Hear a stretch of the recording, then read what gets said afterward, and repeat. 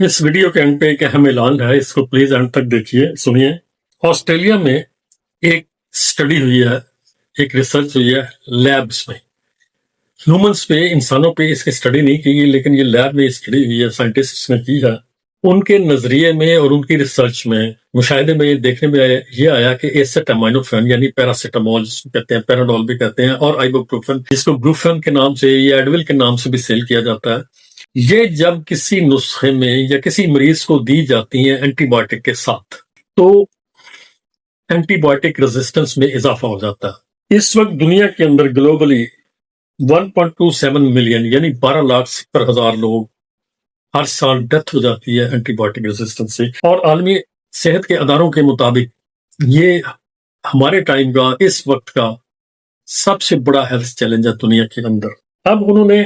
اس research study میں مین جو تھے وہ ایسیٹامینوفین اور آئیبوپروفین تھے، یعنی کہ پیراسیٹامول اور بروفین، لیکن کچھ اور ڈرگس کو بھی انہوں نے اسٹڈی میں شامل کیا، اور اس میں ڈائکلوفینیک، فروسیمائڈ یعنی لیسکس، میٹفارمن، اٹارواسٹاٹن، ٹریماڈول، ٹیمازیپام اور سوڈو ایفیڈرین، ان سب پہ اسٹڈی کی۔ اسٹڈی کا طریقہ کار کیا تھا؟ انہوں نے ڈرگ کو ایک پیٹری ڈش کے اندر رکھا۔ اب اس کے دو طریقے کیے گئے، ایک طریقے میں خالی ایک ڈش میں خالی اینٹی بایوٹک رکھی، سائپروفلوکساسن کی ویرینگ کنسنٹریشن ہو، کسی میں کنسنٹریشن زیادہ تھی، کسی میں کم، تو دوسری سائڈ پہ کمپیریزن کے لیے ایک ڈش میں سائپروفلوکساسن کے ساتھ ایسیٹامینوفین کو رکھا گیا، ایڈ کیا گیا،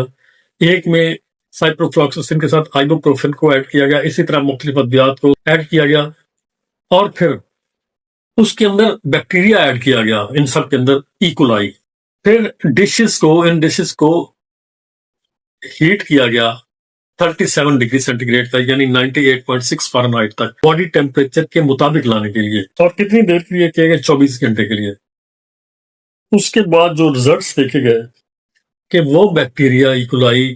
جو ایسیٹامینوفین کے ساتھ یا آئیبوپروفین کے ساتھ یا دوسری کسی ڈرگ کے ساتھ تھے، ان کے اندر زیادہ میوٹیشنز دیکھی گئی ایز کمپیئرڈ ٹو جو خالی سائپروفلوکساسن کے ساتھ ایکولائی ایڈ کیے گئے تھے، ان کے بجائے جن میں سائپروفلوکساسن کے ساتھ ایسیٹامینوفین اور آئیبوپروفین کو یا اور دوسری ڈرگ جیسے ڈائکلوفینیک ہے، فروسیمائڈ ہے، اس طرح کسی کو ایڈ کیا گیا، تو انہوں نے دیکھا کہ ایسیٹامینوفین اور آئیبوپروفین والے ڈشز میں زیادہ میوٹیشنز دیکھنے میں آئیں بیکٹیریا میں۔ ابھی اس پہ ریسرچ جاری ہے۔ اب ہر سال وہ کہتے ہیں کہ امریکہ میں کتنے لوگوں کو ہر سال آئیبوپروفین پریسکرائب کی جاتی ہے، اور کتنے ہیں جو کاؤنٹر سے اوور دا کاؤنٹر لے لیتے ہیں، بغیر نسخے کے بھی مل جاتی ہیں۔ 9.9 ملین یعنی 99 لاکھ یعنی 1 کروڑ،